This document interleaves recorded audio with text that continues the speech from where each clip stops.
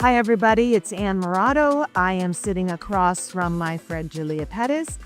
Julia is, I call Julia a triple threat. I'll let her explain what I mean by that. Julia is an expert in our industry and somebody we've gone to as a resource and for interviews and tips and tricks.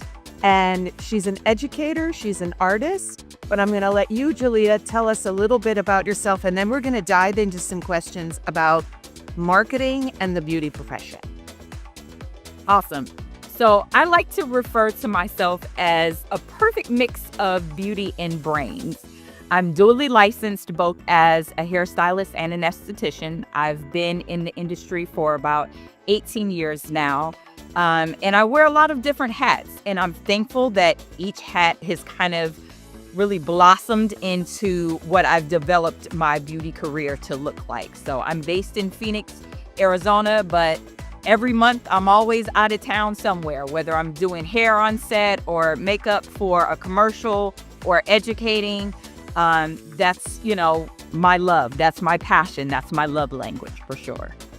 And I wanted to talk to you about marketing because, as you said, you sort of have this great balance and you're left brain, right brain going on there. So what is one marketing move that made a big difference in building your beauty business? For me, I think what has really rung true, something that I learned very early on, before I even became licensed, was to test shoot.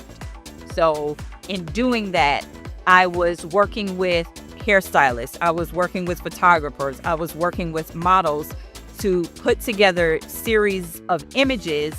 And in putting those series of images together, it allowed me to kind of craft what I felt like I wanted the potential client to see so that they could book me for their projects.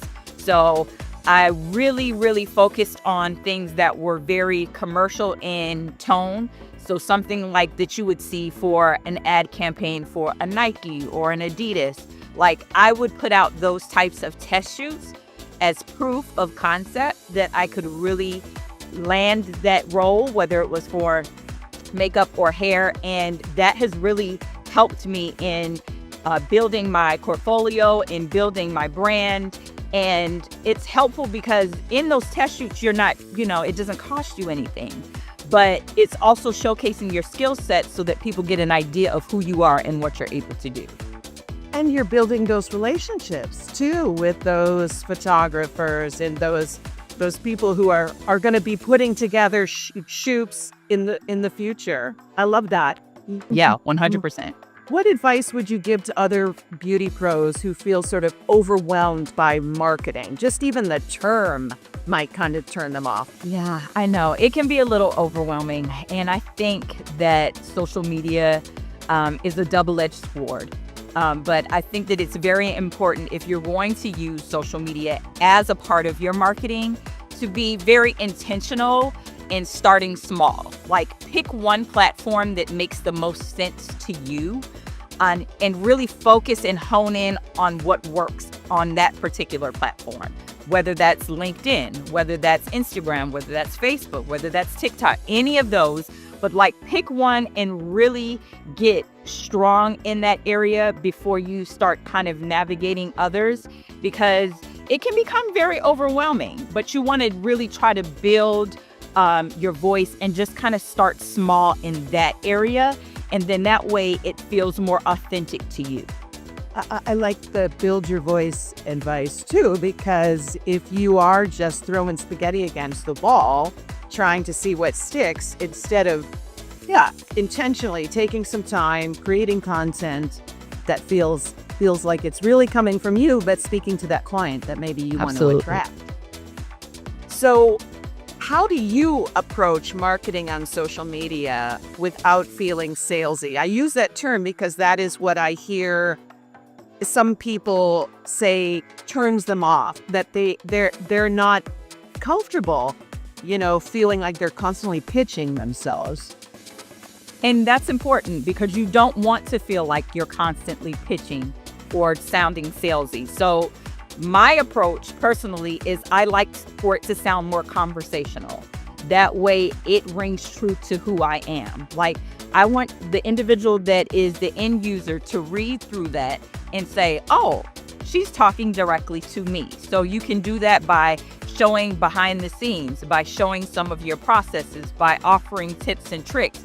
There's so many different ways, but again, finding that brand voice and finding what works for you is super, super important. But I think overthinking it and just really coming at it as a conversation versus a sales pitch is really going to help you kind of hone your skill and bring the individuals in that you're trying to attract. Yeah, and I like what you said about offering some tips or advice, because if you think of yourself as being of service, it's different than sort of patting yourself on the back. It's like you're trying to offer your point of view, you as the beauty professional.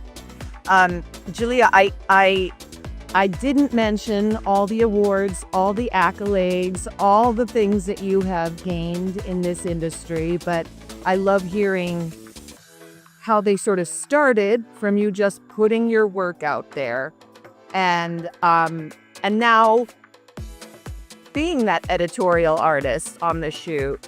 I'm grateful for your time, and I'm grateful for your expertise, and thank you so much for talking to me today. Thank you for having me. I appreciate it.